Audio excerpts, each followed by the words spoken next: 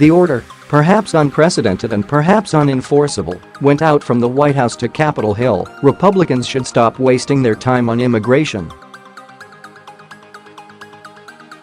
This remarkable order, delivered by tweet from U.S. President Donald Trump, represented a reversal of a week-long White House campaign to persuade Congress to pass legislation on immigration, in part to ease the domestic contention and worldwide condemnation over the forced separation of children from their parents at the border.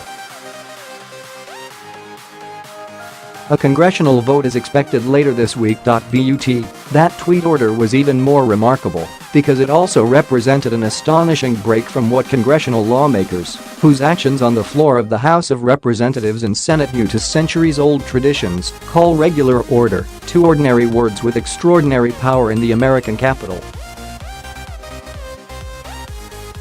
And among the many hoary traditions of Washington that are under siege in the Trump era is a fundamental one: presidents don't order legislators around.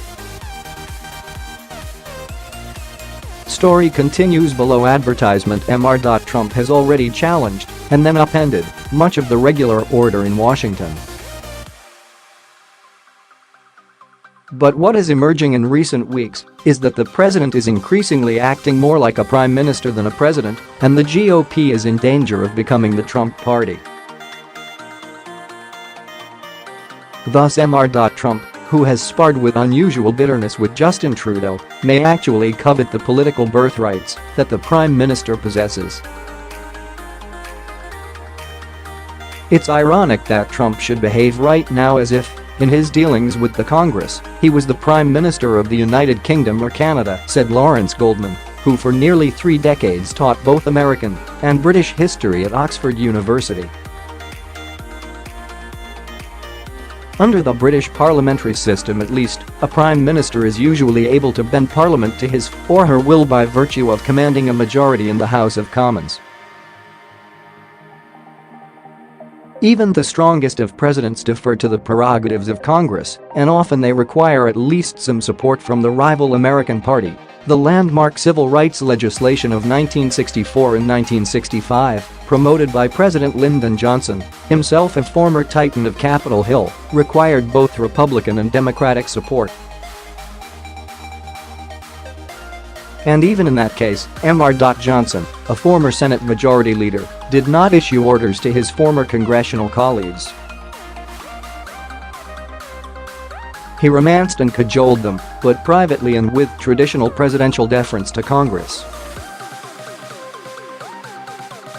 The separation of powers between the legislative and executive branches are the bedrock of the American political system.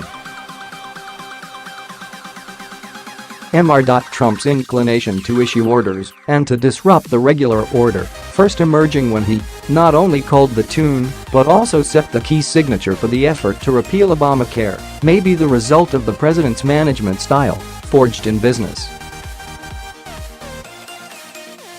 American CEOs expect loyalty and fealty, and particularly in real estate, top firms take on the character of a single deal maker. Or it may be a result of the failure or disinclination of Republican leaders to veer from Mr. Trump's wishes, given his huge popularity ratings among party members, 87% at day 500 of his presidency earlier this month, though dropping as a result of the migrant children episode. American presidents have often regarded the Canadian and British systems with envy, believing that prime ministers have more power than presidents and that parliamentary ministries operate with greater efficiency and with more centralized control than American departments and agencies.